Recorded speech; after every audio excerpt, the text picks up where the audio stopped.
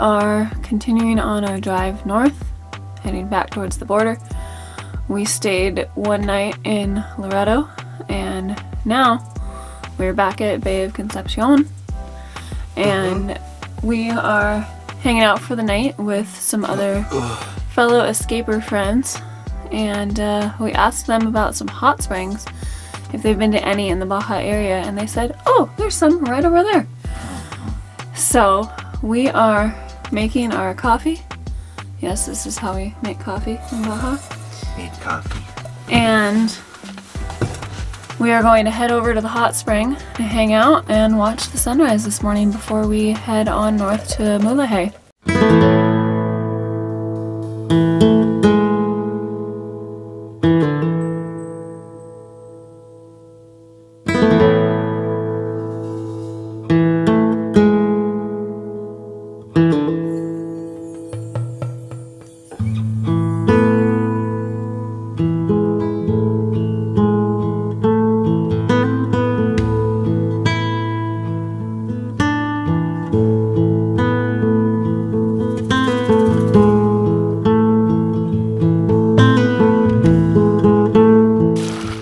Okay guys, so we made it over here to the hot springs, and Jesse and Ted right now are filling it with salt water because the tide's not quite high enough to fill it in. It starts at like a pretty low level, and it's just super hot water, way too hot to soak in, so you have to grab water from the ocean with a bucket to fill it in. And we had to plug the hole that leads to the lower pool, because there's actually two pools. There's a upper one and a slightly lower one that's smaller.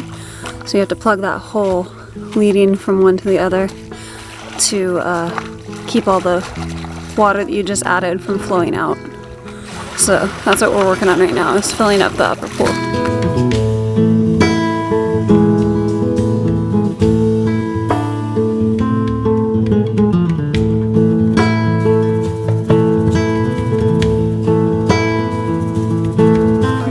That was a successful morning hot spring mission, and a lot of buckets. A lot of buckets. It was a lot more work than we anticipated. And it actually drains quickly, so you got to hit the tide perfectly. Yeah, but now we're gonna head on to town to work for the rest of the day.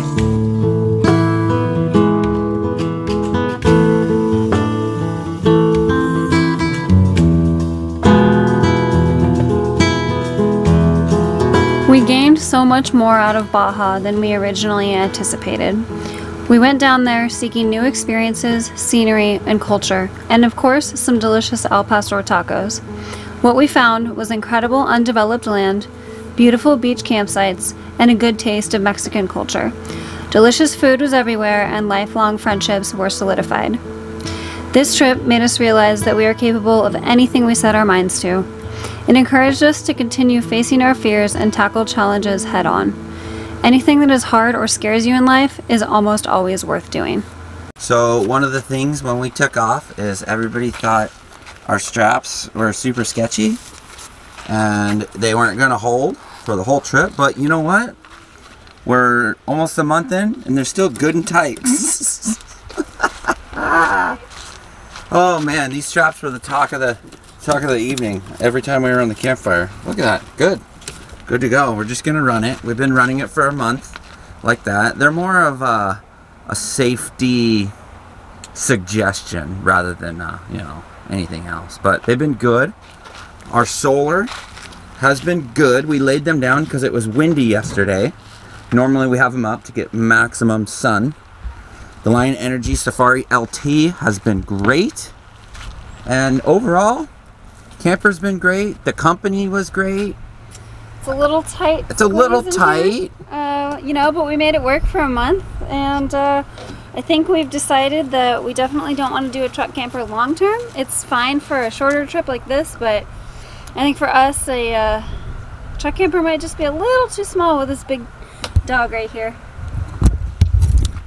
Yeah, I think if anything that we've learned from this trip is that for us a truck camper is too small, and it's off-roadable, but not quite as much as we would like because these things are very tippy.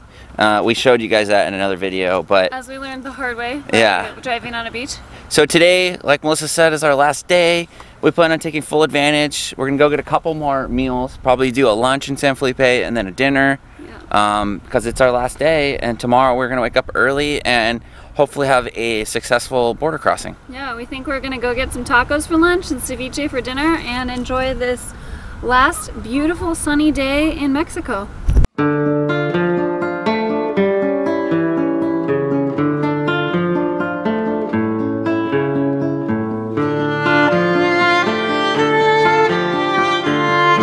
It's not every day you see a teenager juggling machetes in traffic.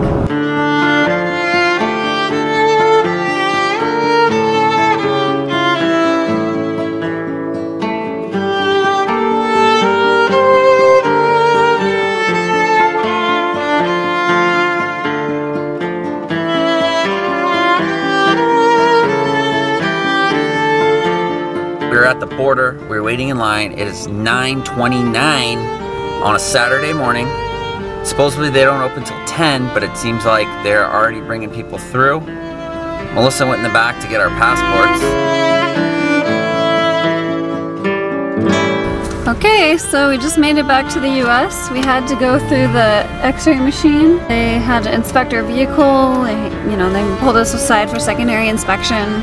We had to take the dogs out. They had like a mirror where you like a mirror on a stick, so they're like looking under the vehicle, just checking for things, you know. It's interesting. Standard. Overall, it was really smooth. Half an hour total, start to finish, on a Saturday morning. We started at 9:29 and it's 9:59.